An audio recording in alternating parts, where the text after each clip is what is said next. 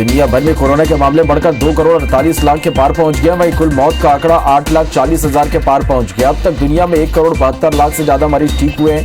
एक दिन में 3.25 लाख नए मरीज सामने आए।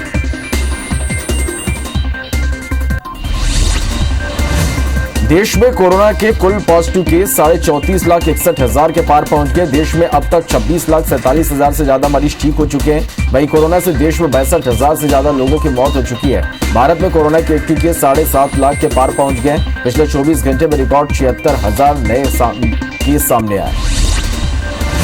मध्य प्रदेश में कोरोना के 24 घंटे में 1252 नए मरीज मिले हैं। मध्य प्रदेश में अब तक 59,000 से ज्यादा कोरोना मरीजों का आंकड़ा पहुंच गया। एक दिन में 17 मौतों से अब तक 1323 कोरोना मरीजों की मौत हो चुकी है। वहीं अब तक 944 से ज्यादा मरीज स्वस्थ हो चुके हैं। वहीं राज्य में एक्टिव मरीजों की संख्या 12,000 के पार पहुंच चुकी है। मध्य प्रदेश में कोरोना से पिछले 7,793 नए कोरोना संक्रमित मिले हैं। हर रोज 1250 नए संक्रमित मिल रहे हैं। प्रदेश में कुल संक्रमितों की संख्या 60,000 पहुंचने वाली है। पहले 10,000 संक्रमित 75 दिन में मिले थे, अब 8 दिन में इतने मरीज मिल रहे हैं। कुल जांच में 4.8% पॉजिटिव मिलने के साथ रिकवरी रेट 76.38% बना हुआ है। इधर छत्तीसगढ़ में कोरोना के रिकॉर्ड टूटने का सिलसिला जारी है। प्रदेश में 1245 कोरोना मरीज मिले। प्रदेश में एक्टिव मरीजों की संख्या 11,000 के पार पहुंच चुकी है। राज्य में 6 मौत से अब तक 251 लोगों की मौत हो चुकी है। राजधानी रायपुर में 448 नए मरीज मिले हैं। प्रदेश में कुल 27,000 के पार संक्रमित मरीजों का आंकड़ा पहुंच गया है। बिलासपुर में 31 कोरोना संक्रमित मिले हैं। शहरी क्षेत्र में कुल 29 लोग कोरोना संक्रमित पाए गए हैं। डाकघर के अधीक्षक की भी कोरोना रिपोर्ट पॉजिटिव आई है, जिसके बाद मुख्य और उप डाकघर को सील कर दिया गया है। वहीं पिछले 24 घंटे में 3 संक्रमितों की मौत हुई है। इधर निगम महापौर की रिपोर्ट नेगेटिव आई है। जिले में अब तक 1498 संक्रमित मिल चुके हैं। 29 अगस्त को हॉकी के जादूगर कहे जाने वाले ध्यानचंद का जन्म हुआ था। उनके जन्मदिन को भारत के राष्ट्रीय खेल दिवस के रूप में यहाँ मनाया जाता है। उन्होंने लगातार 3 ओलंपिक में भारत को हॉकी का स्वर्ण पदक दिलाया था। हर साल खेल में उत्कृष्ट प्रदर्शन के लिए सर्वोच्च खेल सम्मान दिए जाते हैं। पीएम मोदी ने मेजर ध्यानचंद को श्रद्धांजलि देते हुए कहा कि हॉकी स्टिक के साथ उनका जादू कभी भुलाया नहीं जा सकता। पीएम मोदी ने राष्ट्रीय खेल दिवस पर देशवासियों को बधाई दी।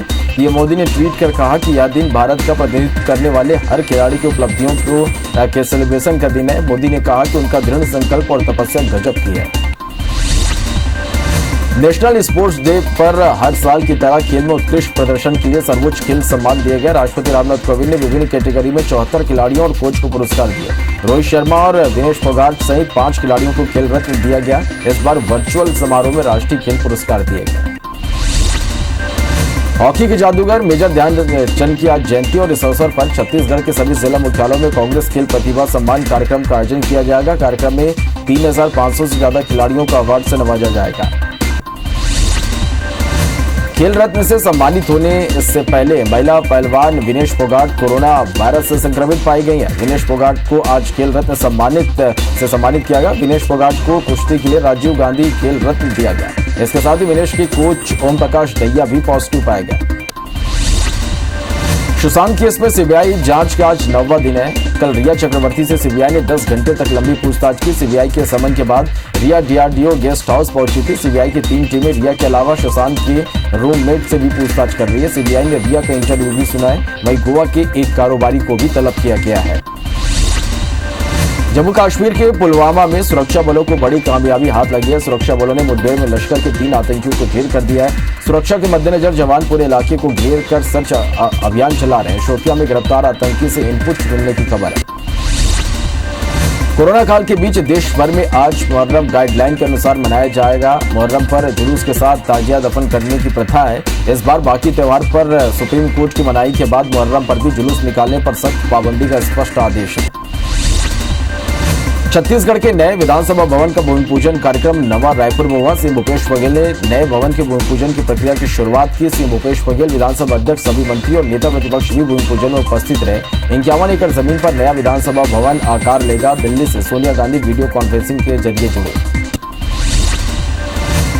छत्तीसगढ़ विधानसभा की कार्यवाही अनिश्चितकाल के लिए स्थगित हो गई है। निजी स्कूलों में फीस तय करने समेत 13 विधेयकों को हरी झंडी दी गई। छत्तीसगढ़ी भाषा को 8वीं अनुसूची में शामिल करने शासकीय संकल्प भी पारित किया गया। मुरैना के कुतियाना गांव में जमीनी विवाद को लेकर दो पक्षों के बीच फायरिंग में एक युवक की मौत हो गई और 2 लोग घायल हो गए। गोलीबारी के बाद गांव में दहशत का माहौल बना हुआ है। घटना के बाद आरोपी पक्ष के लोग मौके से फरार हैं। बता दें कि पुराने विवाद को लेकर 2 पक्षों में आपस में गोलीबारी की घटना हुई। भिंड के मुरलीपुरा गांव में पुराने विवाद को लेकर युवक को गोली मारने की घटना सामने आई है। युवक को रास्ते में रोककर फायरिंग को अंजाम दिया गया। इसके बाद युवक को इलाज के लिए अस्पताल में भर्ती कराया गया। इंदौर में डायरेक्टरेट ऑफ रेवेन्यू इंटेलिजेंस की टीम की रेड हुई है। फाइनेंस कंपनी के दफ्तर पर छापा मारा गया है। छापे में इंटरनेशनल हवाला कारोबार का खुलासा हुआ। चीन से माल बुलाकर हवाला के जरिए भुगतान किया गया। श्योपुर में माफिया बेखौफ हो गए। माफिया के लोगों ने पुलिसकर्मी से मारपीट किया। माफिया ने बोल्डर से भरा ट्रैक्टर छुड़ा लिया। कार से आए दोनों आरोपियों की तलाश में पुलिस जुट गई है।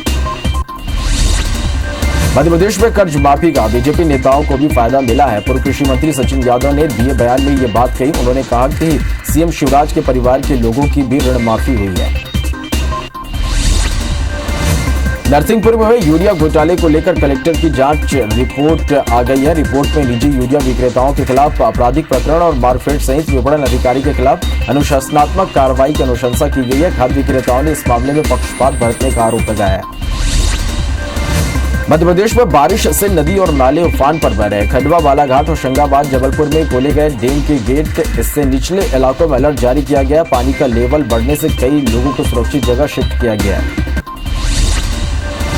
मध्य प्रदेश में बारिश के अलर्ट के बीच राजधानी भोपाल में बारिश का दौर लगातार जारी है। भोपाल के कई इलाकों में बारिश का पानी भर गया। मौसम विभाग ने प्रदेश के 4 जिलों में रेड अलर्ट और 11 जिलों में येलो अलर्ट जारी किया। प्रदेश में भारी बारिश से कई शहरों में डैम के गेट खोलने पड़ रहे हैं। पन्ना में ग्राम बरखूला में तेज बारिश से कच्चे मकान की दीवार गिरने से 60 वर्षीय किसान भैयालाल यादव की मौत हो गई। घटना की सूचना थाने में मृतक के बेटे महेंद्र यादव ने दी। थाना जगह पुलिस ने मर्ग कायम कर बेचना शुरू कर दिया। किसान के शव का पीएम कराकर परिजनों को सौंप दिया गया।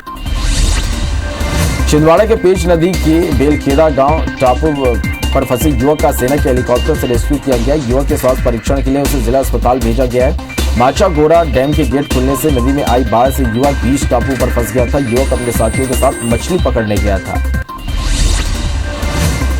मध्य प्रदेश के बारिश से नर्मदा नदी उफान पर है। खंडवा, खरगोन, बड़वानी और धार जिले में रेड अलर्ट जारी किया गया है। गांव में मुनादी कराकर नर्मदा तट से दूर रहने की अपील की गई है।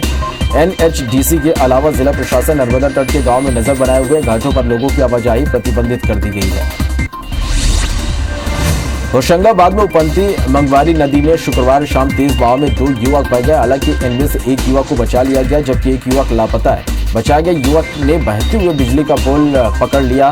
बबाई के ग्राम आरी से 8 युवक तवा डैम घूमने गए थे। बाइक सवार युवकों ने जान जोखिम में डालकर पुल पार करने की कोशिश की थी। सीहोर जिले में लगातार बारिश से नदी नाले उफान पर है। 20 से ज्यादा गांव का जिला मुख्यालय से संपर्क टूट गया है। निचले इलाकों में लोगों के घरों में पानी घुस गया। भारी बारिश से चद्दर और करबला पुल के ऊपर से पानी बह रहा है। इधर पिपरिया में नर्मदा नदी उफान पर है। यहाँ नदी का पानी पुल से 2 फीट ऊपर बह रहा है। बारिश के पानी से निचली बस्तियों के मकान डूब गए। लोगों के रेस्क्यू के लिए शहर की गलियों में नाव चलानी पड़ रही है।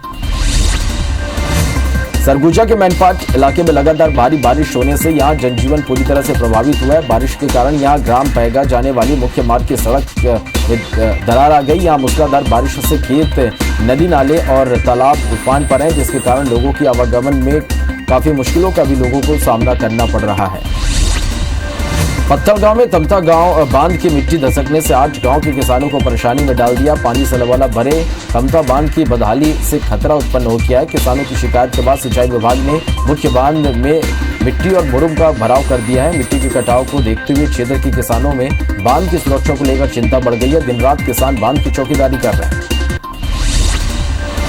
छत्तीसगढ़ में लगातार बारिश से कई जगहों पर भारी नुकसान हुआ है। रायपुर में बारिश में फंसे लोगों को SDRF ने रेस्क्यू किया। मेरे गांव से भी मजदूरों को सुरक्षित जगह पहुंचाया गया। लगातार बारिश का जायजा लेने सीएम भूपेश बघेल ने आपात बैठक ली। सीएम ने प्रभावितों को तुरंत राहत पहुंचाने के निर्देश दिए हैं। रायगढ़ में 2 बच्चों के साथ महिला ने मार नदी में छलांग लगाकर जान देने की कोशिश की। बारिश से लबालब भरी नदी में मां और एक बच्चे की तलाश जारी है। लोगों ने एक बच्ची को बचा लिया। छाल थाना के मार नदी मामले की पुलिस जांच में जुटी हुई है। कोरबा की collector Kiran Kaushal action mode में दिखाई दी। कलेक्टर ने कोरबा में खस्ताहाल सड़कों को देखकर अफसरों को जमकर फटकार लगाई। कलेक्टर ने अफसरों को 3 दिन में मरम्मत करने के निर्देश दिए। डीएम ने काम नहीं होने पर सस्पेंड करने की चेतावनी दी है। बलौदाबाजार में बारिश ने हालात बिगाड़ दिए हैं। गिदौरी महानदी पुल पर 8 से 10 फुट ऊपर पानी भरा है। महानदी के किनारे बसे सैकड़ों गांव बाढ़ से प्रभावित हुए हैं। बारिश से कई इलाकों में बिजली सेवा भी प्रभावित हुई है। तिल्दा के गोठान में भूख और बारिश से 6 गायों की मौत हो गई। छतौद और बोहगांव के गोठान में गायों की मौत पर सरपंच ने कहा कि उनके पास गायों के चारे के लिए पैसा नहीं है। चापा गोठान में भी कल 10 गायों की मौत हुई थी। तिल्दा में भारी बारिश से 20 से ज्यादा कच्चे मकान गिर गए। लगातार हो रही बारिश से कई पक्के मकानों की दीवारें भी गिर गई। तिल्दा की बिलाड़ी, सिरवे, बंजारी, खपरी और मढ़ी में पानी भारी नुकसान हुआ है। कोरबा में निगम के नए प्रशासनिक भवन को लेकर भाजपा और कांग्रेसी नेताओं के बीच जुबानी जंग तेज हो गई है। पूर्व महापौर योगेश लांबा ने इसे आपदा प्रबंधन मद का दुरुपयोग बताया। उन्होंने कहा कि जिले में सड़क पुल पुलिया की जरूरत है। कांग्रेस ने योगेश लांबा के समय के कार्यकाल में अनुचित कार्य की फहरिस्त गिरा दी। बालोद के सिमरिया नाला में बना पुल भर जाने से हर साल की तरह कई गांवों का संपर्क जिला मुख्यालय से टूट गया है। पिछले 20 सालों से लगातार इस पुल की ऊंचाई बढ़ाने की मांग की जा रही है। इससे स्कूल और कॉलेज के बच्चे भी प्रभावित होते हैं। बोरी से जिला मुख्यालय आने के लिए एकमात्र पुल बाधित होने से परेशानी बढ़ जाती है। प्रशासन इस ओर कब ध्यान देगा, ये देखने वाली बात होगी। कोरिया के बरकपुर ब्लॉक में हाथियों के दल के पहुंचने से हड़कंप मच गया है। बरासी रेंज में जोड़ने के जंगल में हाथियों का दल घूमता पाया गया। हाथियों के मूवमेंट पर वन विभाग नजर बनाए हुए हैं। ग्रामीणों को हाथियों से सतर्क रहने की अपील की गई है। राजिम के फिंगेश्वर अंचल में मां घटारानी धाम का झरना इन दिनों पूरे शबाब पर है। 30 फीट ऊंचाई पहाड़ी से गिरती दूधिया जलधारा का लुत्फ उठाने लोग पहुंच रहे हैं। हालांकि यहां पिकनिक मनाने आए 17 लोग कोरोना पॉजिटिव निकले थे।